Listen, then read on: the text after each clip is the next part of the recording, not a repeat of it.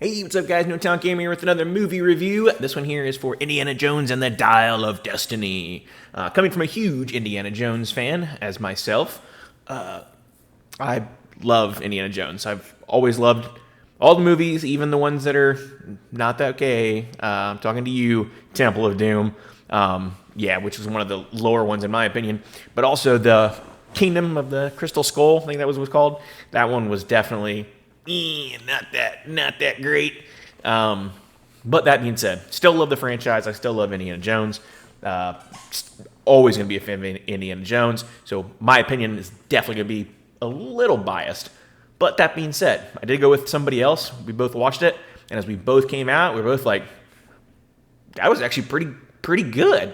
Which really surprises me because I've watched a couple reviews already and like everybody's been bashing it. All the reviewers like saying that it was terrible, saying that it was worse than the Crystal Skull, which I definitely do not see that happening. I don't get why everybody was bashing it. Yeah, there's moments in it where it's kind of slow, and the Phoebe Waller-Cates, whatever her name is, she plays the goddaughter of Indiana Jones. In the beginning, she does things where it's like it doesn't really make too much sense because she's supposed to be, kind of helping this, but she comes off as a jerk, leaving some Indiana Jones in some situations where he could have died, and I don't know if she just didn't think about that. But I mean, I can see some people being upset about that, but still. I didn't think it was that bad. Everybody was bashing it. The first 20 minutes were just like great classic Indiana Jones. It was awesome because he even had a de-aging of Indiana Jones, so his face. So he definitely looks younger. I could see why some people would think the CGI on that, the de-ager, was not that good. I can see that where the expressions are kind of like dull, you know what I mean? But I didn't think it was that bad. I think that was the best they could honestly do. And then the other thing I heard people complain about was his his voice.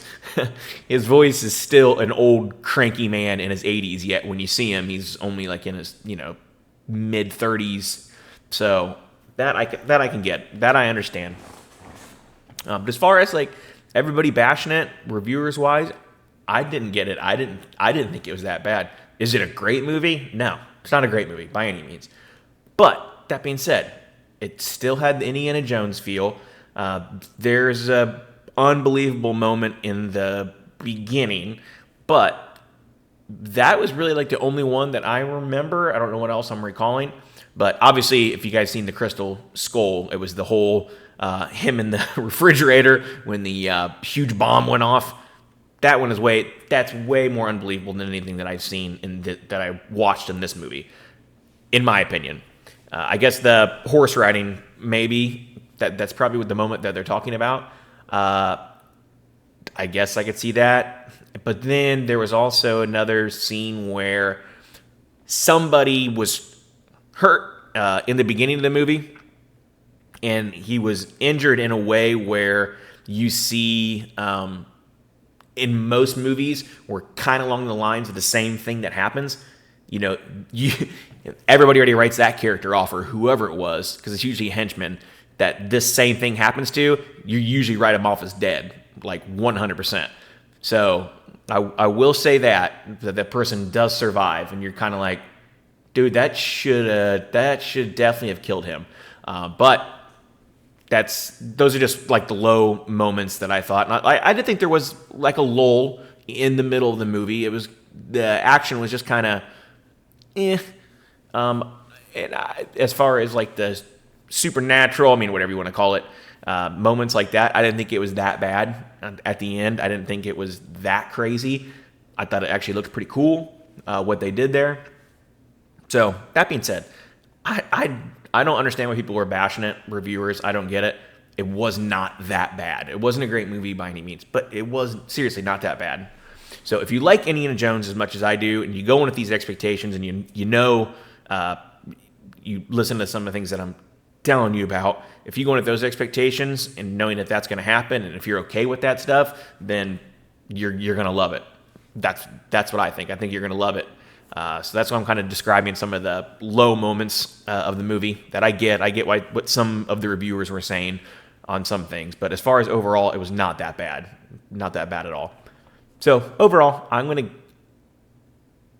give this, just because it was kind of boring in the middle where there's supposed to be a lot of action. It's definitely not 8 territory. I don't think 8, but probably like a 7.8, almost 8 territory. Like I said, the first 20 minutes in this movie, where it's got the de-ager and everything like that, I thought that was amazing. That definitely gave me that old Indiana Jones feeling, which I really, really loved. I really did like that. So that being said, 7.8. Like I said, if you're a huge Indiana Jones fan and you can listen to some of the things that I'm telling you about that are kind of off in the movie, I think you're going to be all right. I think you're going to enjoy it. So I'll just leave it at that, 7.8. Yeah, it's my first movie review in a while. So I don't really know what the next big movie is. I might go see the Barbie movie, maybe. I don't know. I can't really think of what the next big movie is, but I'll be sure to get a review out for sure. So I want to thank you guys for watching. Please don't forget to like, comment, subscribe. Be greatly appreciated. Until then, catch you guys on the next one. Have a good one, and thank you for watching.